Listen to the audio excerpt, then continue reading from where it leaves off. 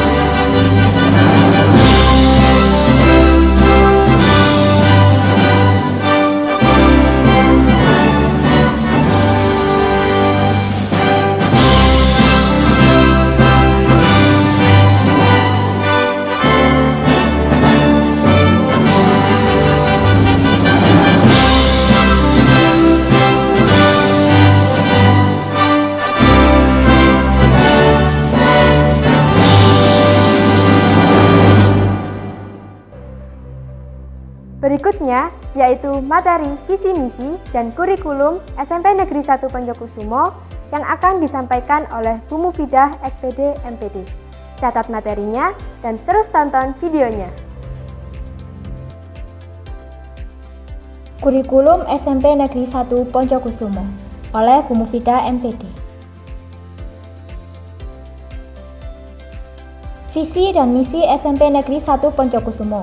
Yang pertama, visi SMP Negeri 1 Poncokusumo, handal dalam intak, iptek, santun, berbudaya, dan ramah lingkungan. Sedangkan misi SMP Negeri 1 Poncokusumo, sikap dan perilaku yang agamis dengan dilandasi iman dan takwa kepada Tuhan Yang Maha Esa di kalangan guru dan siswa. Menciptakan sumber daya manusia yang berkualitas, memiliki karakter dan berbudaya serta berwawasan global.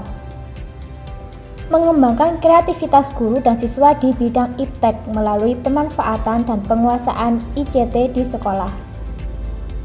Mewujudkan prestasi dalam bidang akademik maupun non-akademik di tingkat kabupaten, provinsi maupun tingkat nasional. Mewujudkan penerapan manajemen berbasis sekolah atau MBS dalam setiap penyusunan program sekolah. Mewujudkan peningkatan pengadaan sarpras di sekolah khususnya yang berbasis IT. Mewujudkan pemanfaatan sarpras pembelajaran di sekolah menuju sekolah yang bermutu dan berdaya saing. Mewujudkan perilaku individu dan sosial yang santun, akuntabel, dan peduli lingkungan. Mewujudkan pendidikan yang ramah lingkungan, yaitu pembelajaran, ekonomi, sosial, budaya, alam. Mewujudkan sekolah yang green and clean dalam rangka menuju sekolah adiwiyata. Mewujudkan sekolah tangguh.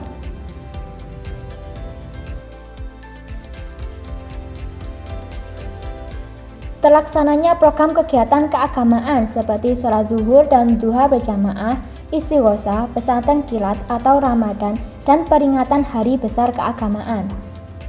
Terlaksananya pengembangan kurikulum yang meliputi 8 standar pendidikan. Terlaksananya pelaksanaan pembelajaran aktif, inovatif, kreatif, efektif, dan menyenangkan dengan pendekatan saintifik. tercapainya prestasi dalam kompetisi akademik dan non-akademik tingkat kabupaten maupun provinsi. Terlaksananya pembiasaan 5S 1P yaitu salam, salim, senyum, sapa, santun, dan peduli lingkungan. Terlaksananya pembelajaran dan pengembangan diri yang terintegrasi dengan pendidikan lingkungan hidup dan P4GN, pencegahan, pemberantasan, penyalahgunaan, dan peredaran gelap narkoba. Terwujudnya karakter warga sekolah yang berbudi pekerti luhur, bersih dari narkoba melalui program pembiasaan, kegiatan Latansa, serta program 7K.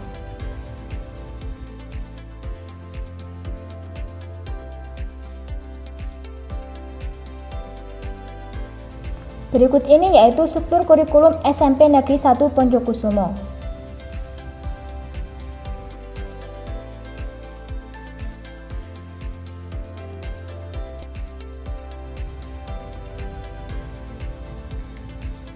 Yang selanjutnya yaitu kriteria ketuntasan minimal.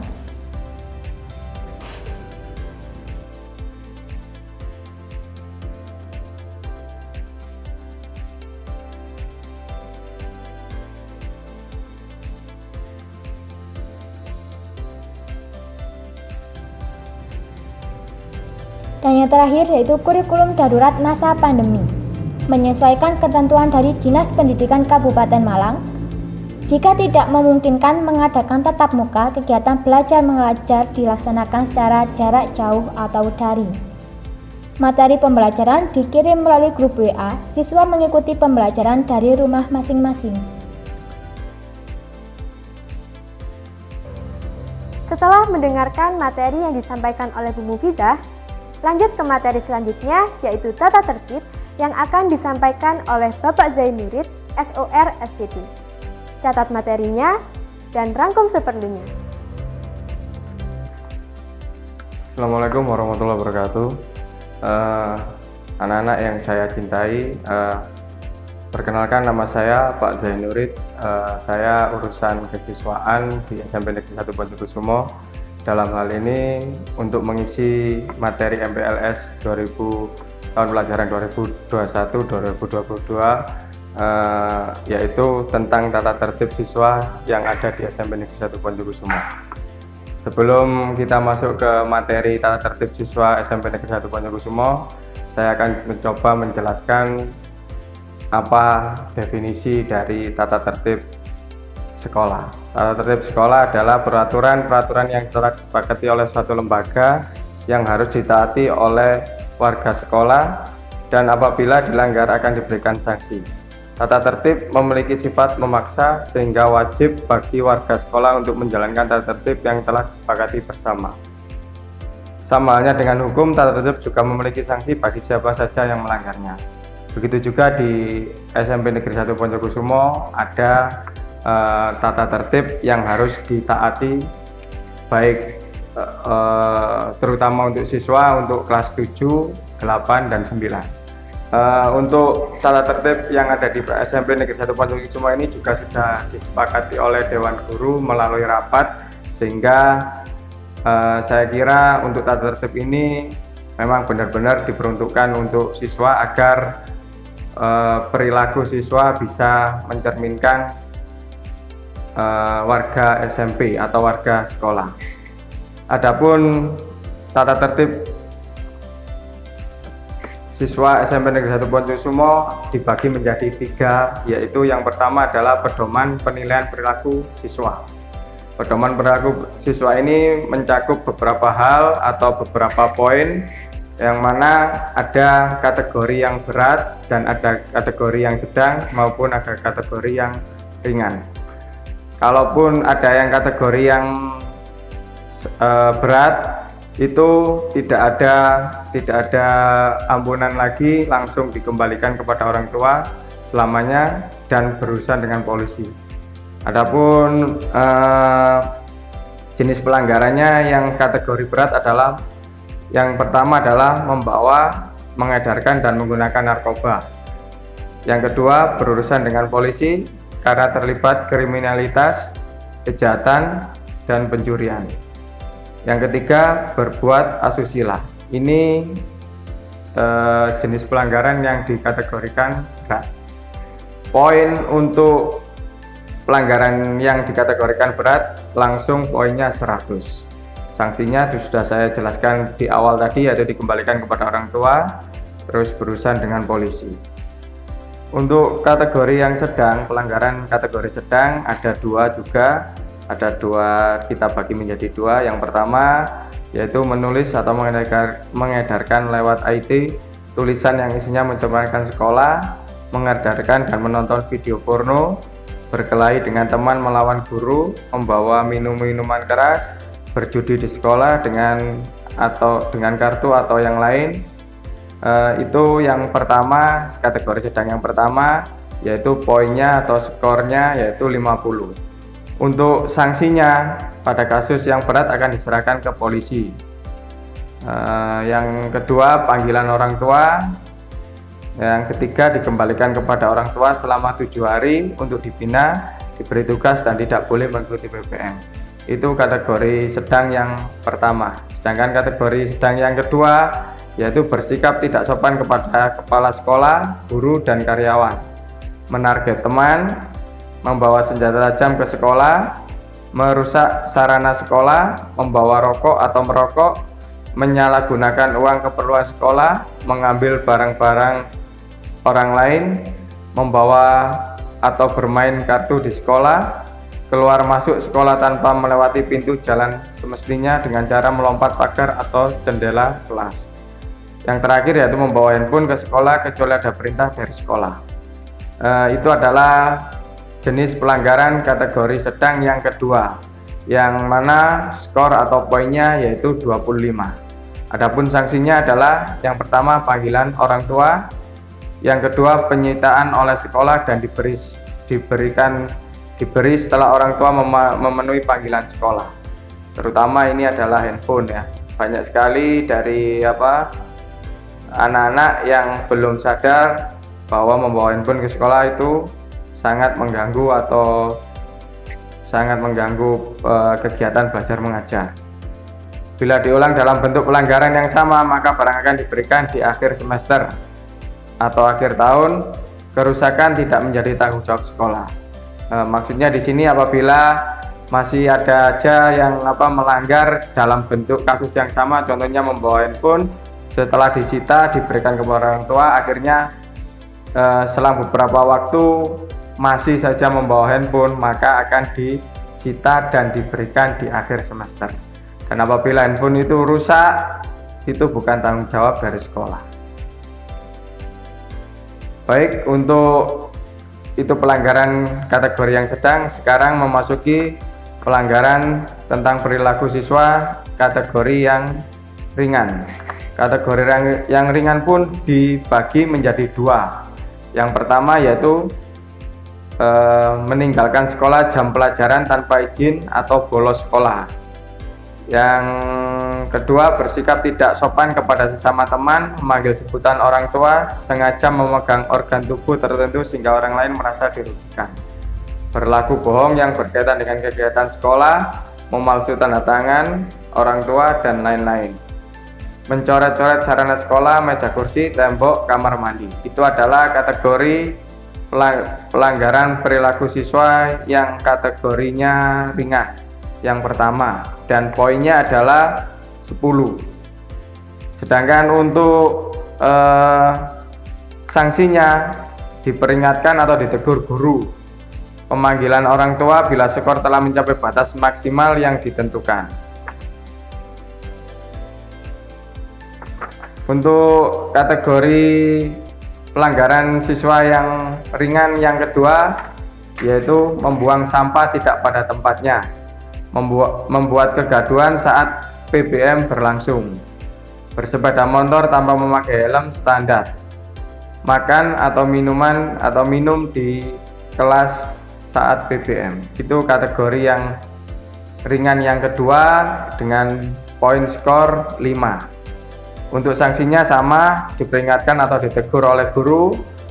Kalau ada masih terus-terusan, ada pemanggilan orang tua bila skor telah mencapai batas maksimal yang ditentukan. Baik, untuk materi tentang tata tertib sekolah di SMP Negeri 1 Poncokusumo ini ada yang kedua, yaitu tentang kerajinan.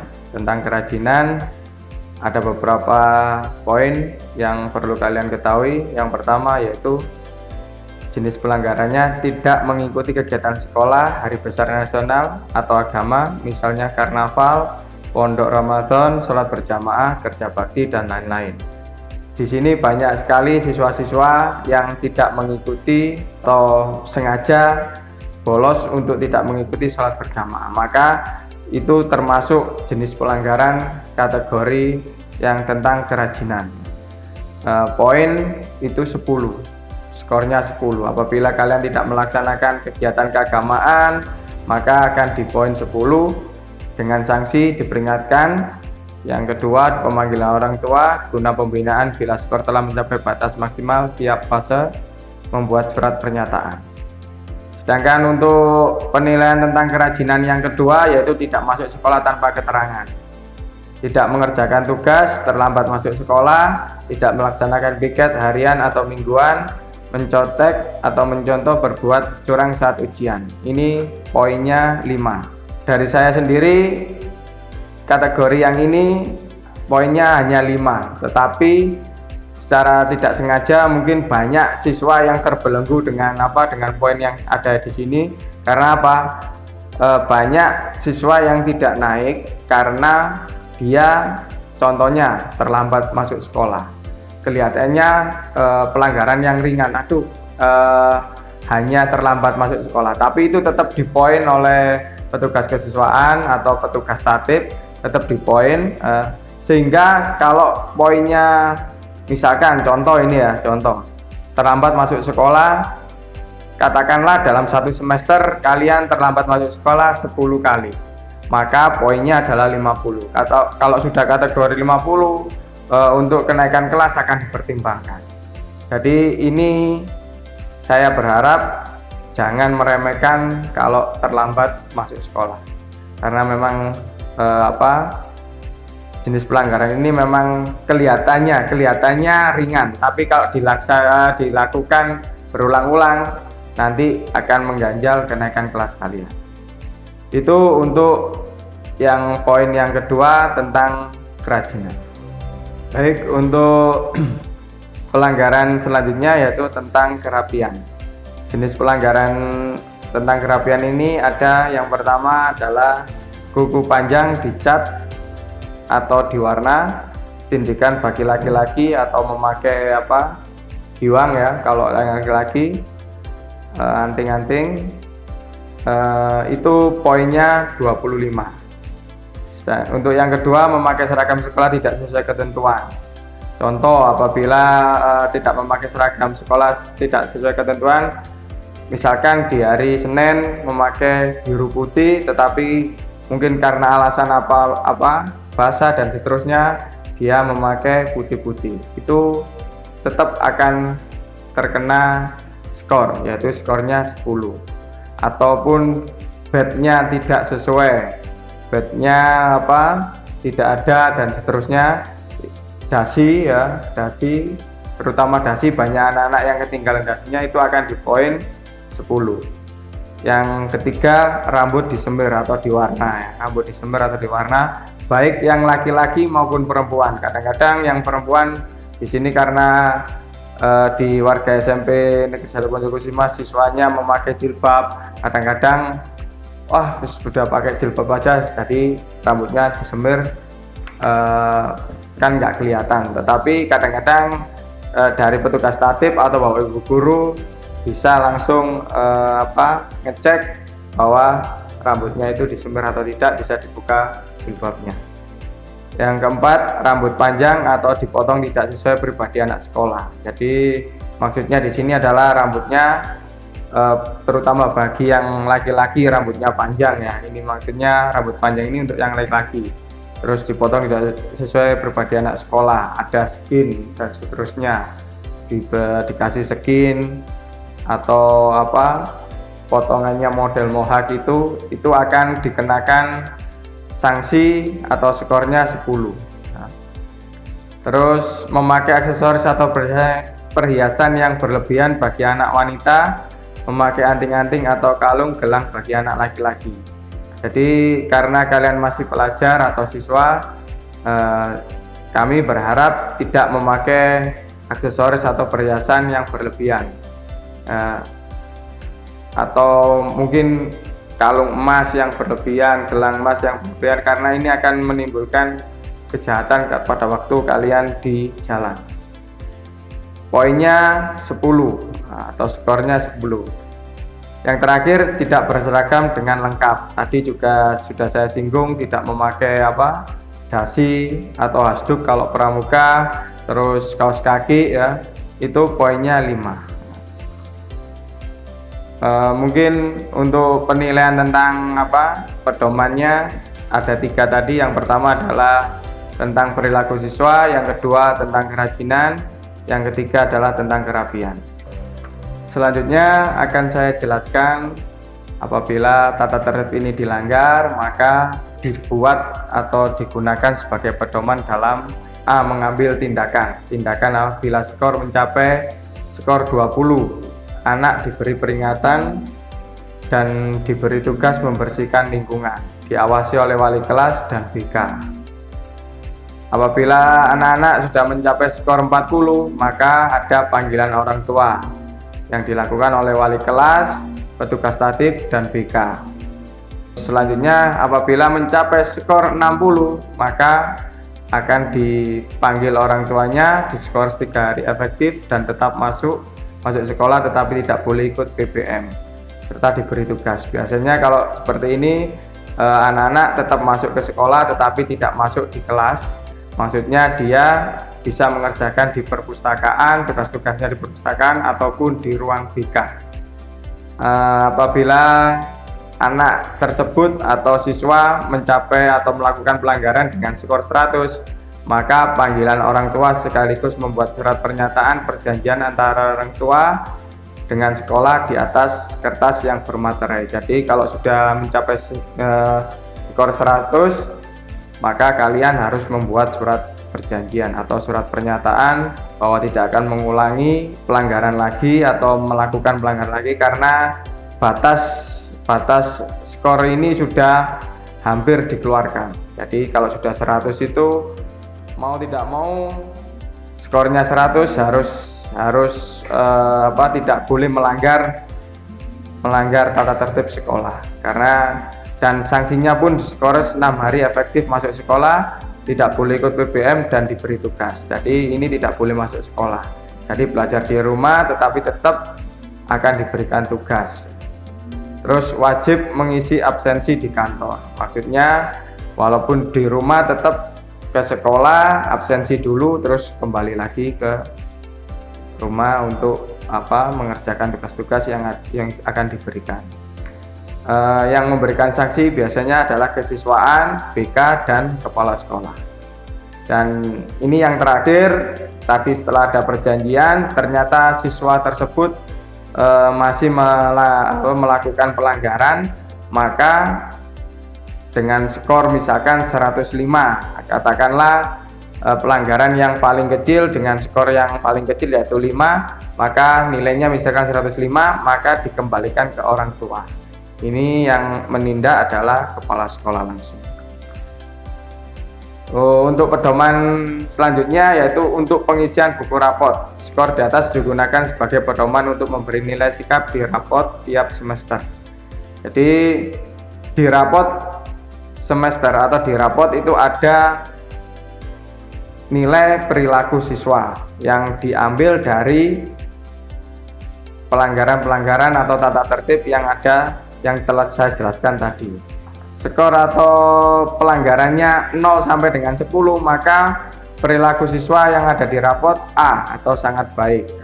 Apabila hanya melanggar, skornya hanya 0 sampai 10, maka dikategorikan baik, A atau sangat baik.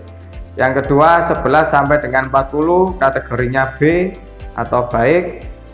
Yang ketiga skor 41 sampai dengan 60, kategori C atau cukup. Skor 61 sampai dengan 100, D kurang. Jadi ini pun digunakan untuk kenaikan kelas, untuk penilaian kenaikan kelas, terutama tentang perilaku. Yang dipertimbangkan naik dan tidak naik kelasnya itu biasanya diskor antara 41 sampai dengan 60. Jadi C itu sudah dipertimbangkan dia naik atau tidak naik kelas. Kalau sudah 100, apalagi sudah 100, mungkin sudah tidak akan naik kelas. Jadi kenaikan kelas tidak hanya diambil dari nilai akademis saja, tetapi perilaku juga dipertimbangkan. Saya kira cukup sekian untuk materi tata tertib sekolah atau tata tertib siswa yang ada di SMP Negeri 1 Poncokusumo. Saya selaku kesiswaan berharap pada kalian semua, baik kelas 7, terutama kelas 7 ya, maupun kelas 8 dan kelas 9, untuk tidak melakukan pelanggaran-pelanggaran sehingga tidak ada skor atau poin, sehingga kalian bisa naik kelas dengan baik. Itu aja dari saya, terima kasih. Kalau ada kekurangan saya mohon maaf yang sebesar-besarnya. Akhirul kalam, wassalamualaikum warahmatullahi wabarakatuh. Itu tadi materi MPLS hari kedua yang disampaikan oleh Bu Mufidah dan Bapak Zainuddin. Tak terasa, MPLS hari kedua ini telah usai. Tetap semangat dan tetap patuhi protokol kesehatan ya. Wassalamualaikum warahmatullahi wabarakatuh.